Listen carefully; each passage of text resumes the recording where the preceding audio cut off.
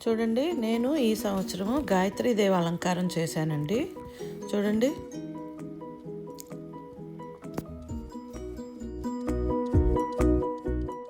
And అక్కడ దీపం కుందులకు చూడండి ఏనుగులు కూడా అట్లాగా అక్కడ కమలం పూలు ఎలా పెట్టానో అవి కూడానండి ఫ్లెక్స్ అండి. ఫ్లెక్స్ ఇండియా నుంచి తెచ్చుకొని మళ్ళీ దాన్ని కూడా ఒక అట్టకి అతికించి అదంతా షేప్ అవుట్ కట్ చేశాను అనమాట. అంతా షేప్ వచ్చిన పువ్వు షేప్ వచ్చేలాగా కట్ చేశాను. ఏనుగులు కూడా అంతే, ఏనుగు దీపాల్లాగా అవి తీసుకొచ్చి ఆ దీపపు కుందులకు పెట్టాను. చీర కట్టించడం వరకు అందరికీ తెలుసు కదండి, అందుకని ఆ చీర కట్టించడం గురించి చెప్పట్లేదు. కానీ పైన 5 అమ్మవారికి గాయత్రీదేవికి 5 మొకాళాలు ఉంటాయి కదండి, అవి మాత్రం చూడండి నేను ఒక థర్మాకాల్ బ్లాక్ తీసుకొని దానికి 5 మొకాళాలు స్టిక్ చేశానండి. గమ్ ఉంటుంది కదా, గమ్తో స్టిక్ చేశానమాట. అండ్ వెనకాల ఆ చేతులు చూడండి లాస్ట్ ఇయర్దే యూజ్ చేశానండి. అది నాకు ఇండియా వెళ్ళినప్పుడు దొరికిందనమాట. అది క్యాలెండరు. ఆ చేతులు చేతులు ఉన్నట్టు 8 చేతులు ఉన్నట్టు దొరికితే దాన్ని ఒక అట్టకి అతికించి అది షేప్ అంతా కట్ చేశానమాట. మిగిలిన ఎక్స్ట్రా పార్ట్ ఉంటుంది కదండి అట్ట, అవంతా కట్ చేశానమాట. అందువల్ల అది పైకి పెట్టాలి యాక్చువల్గాను, కిందికి పెడితే ఇట్లా చేతుల్లాగా వస్తుందని అలా పెట్టానమాట. అండ్ కింద అంతా నవదుర్గల్లాగా అన్ని అమ్మవారి ఫేస్లు పెట్టానండి.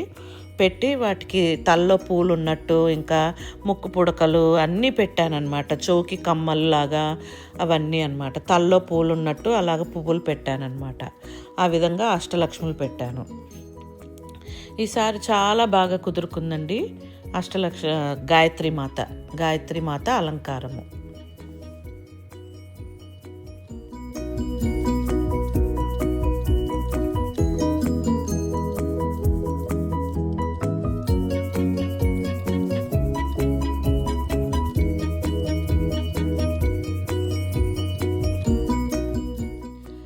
కింద 5 ప్లేట్లు పెట్టి అన్నీ పెట్టానండి. ఇక్కడ ఒక ప్లేట్లో పళ్ళు, కుంకుమ పసుపు చీటీలు, గాజులు, జాకెట్ పీసులు, ఒక్క చీటీలు అన్నీ అలా పెట్టానన్నమాట కింద.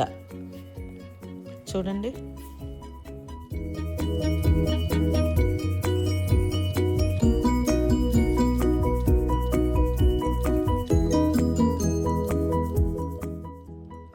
డెకరేషన్ అంతా మీకు తెలిసిందే కదండి. చూడండి, పూలు తీసుకొచ్చి పెట్టాను. అన్ని ప్లాస్టిక్ పూలు కాదండి, ఇవన్నీ ఒరిజినల్ పూలే.